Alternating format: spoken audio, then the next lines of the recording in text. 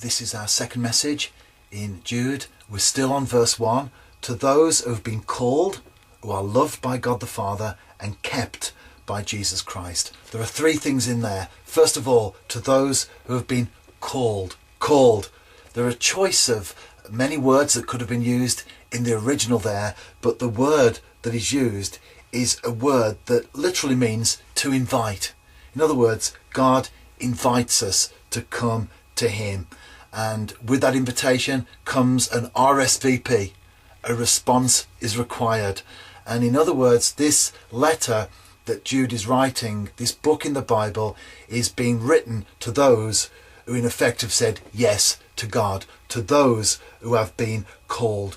It's a wonderful thing to know that God calls us. That call is there on our lives, it's in our lives, and God calls us, speaks to us in many ways. It's not always an audible voice out of the sky with the heavens opening and a fanfare of trumpets. In fact, I would go as far as to say that that thing is very, very unusual. Most of the time that God speaks to us in our hearts, he calls us, as it were, it's just that gentle, still, small voice that we feel in our hearts. And it's a wonderful thing to know that we're called by God.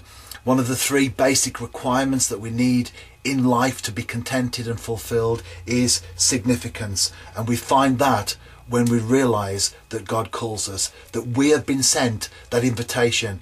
Sometimes when a wedding comes round or an event like that, there are lots of people expecting an invitation and they don't get one. They get very insecure, get very annoyed, and all sorts of problems happen as a result of that. But the one thing with God is that we have had that invitation, and all that he requires, all that is required of us, is to say yes, respond to that invitation. We don't have to strive after significance because we find that in God. So the first thing we see is that we have been called.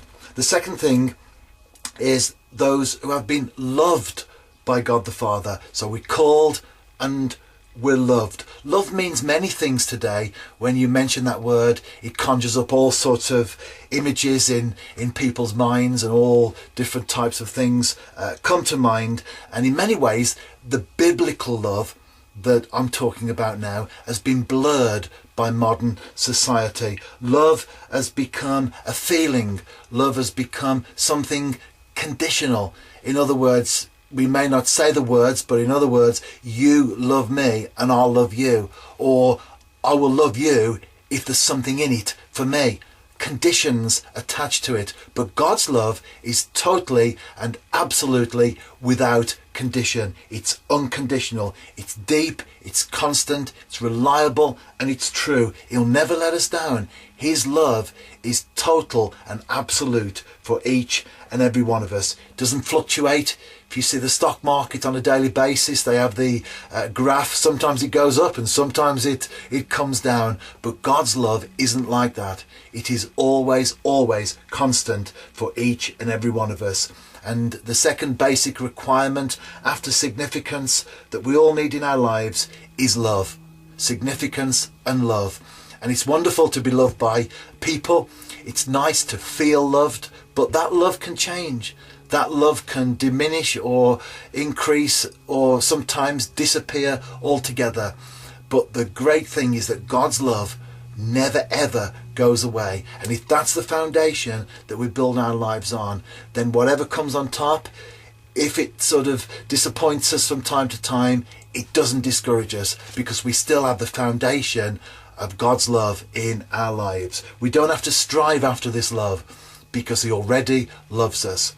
And then thirdly and finally, we're called, we're loved, and we're kept by Jesus Christ. We're kept by Jesus Christ. We talk about keeping animals. I have pets, and we talk about keeping them.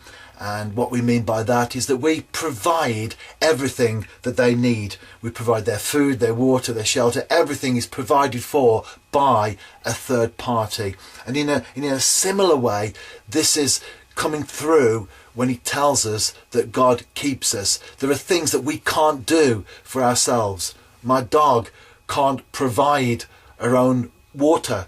my pet ferret can't provide his own food. I have to do that for them. And in many ways, there are things that we can do for ourselves, but there are things beyond our own ability that we need God involved in our lives. And God keeps us. We can't keep ourselves. The third basic requirement after significance and love is security. We need security in our lives to function as balanced human beings. And the world around in which we live, as we know full well, doesn't offer security. There may be a security at a particular time, but then the next day that security might go. For example, a job. I've worked at places in the past before I came into full-time ministry that I thought would always be there. I thought this company will always exist, but today it no longer is on the market. It has just disappeared. The security that we have in our jobs very often is not really a security at all. Home security, burglar alarms are big business. Car security, people steal a car every few seconds or whatever the statistics are in the country. There's no security really, but this is what God is offering us. Security. We can be kept by Jesus Christ. And that's a security, again, like the love and the significance that we don't have to strive after.